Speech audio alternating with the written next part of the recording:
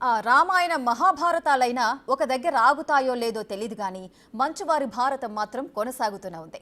తాజాగా మరో గొడవ. ఇంతకీ ఏమిటా రచ్చ? మనోజ్ తన అన్నయ్య విష్ణుపై మరోమారు కంప్లైంట్ చేశారు. ఎందుకని?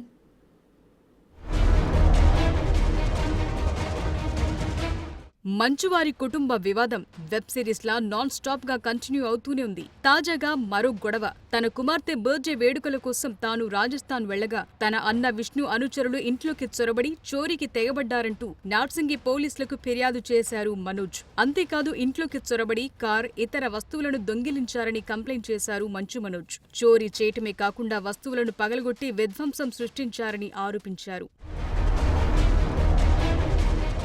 150 మంది చొరబడి విధ్వంసం సృష్టించారన్నది మనోజ్ మెయిన్ కంప్లైంట్. ఇంటిలోని విలువైన వస్తువులతో పాటు కార్లను సైతం దొంగిలించారని చెప్తున్నారు. తన ఇంట్లో చోరీ అయిన కార్లు విష్ణు ఆఫీసులో లభ్యమయ్యాయని అంటున్నారాయన.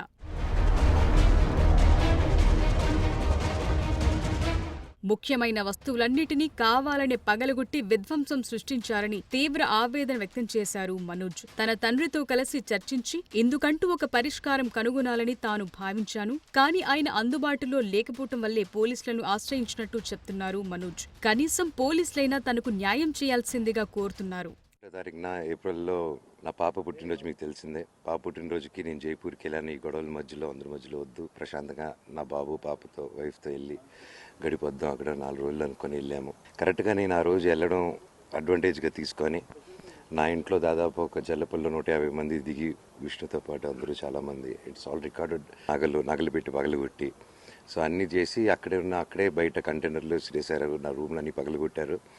కోర్టుని మిస్గైడ్ చేసి ఒక ఆర్డర్ కూడా తీసుకొచ్చారు. అండ్ ఈరోజు ఆ కోర్టు ఆర్డర్ కూడా అది తప్పు చేశారని చెప్పి అది రివోక్ చేయడం కూడా జరిగింది ఈరోజు. అండ్ ఇదంతా ఏంటంటే నా పాప బర్త్డే ఉందని కూడా ఆలోచించకుండా ఊర్లో లేనప్పుడు ఇలా చేయడం అనేది ఎంతవరకు కరెక్టో మీకే వదిలేస్తున్నాను అందరికీ. గతంలో మోహన్ బాబు నివాసం దగ్గర జరిగిన ఘటన తరువాత వరుస కేసులు నమోదయ్యాయి. మంచు మనోజ్, విష్ణు మధ్య గొడవ తారస్థాయికి చేరింది. ఒక సమయంలో మోహన్ బాబు అరెస్టు తప్పదన్న అలజడి చెలరేగింది. తుపాకులు సైతం సరెండర్ చేశారు. ఇక తిరుపతిలోని మోహన్ బాబు యూనివర్సిటీ విషయంలోనూ అన్నదమ్ముల మధ్య గొడవలు చెలరేగాయి. బౌన్సర్ల ద్వారానే ఇలాంటి గొడవలు జరుగుతున్నట్లు ఆరోపించారు మంచు మనోజ్. బౌన్సర్ల దాడి కారణంగా రెస్టారెంట్ ఓనర్ పారిపోయాడంటూ అప్పట్లో కంప్లైంట్ చేశారు.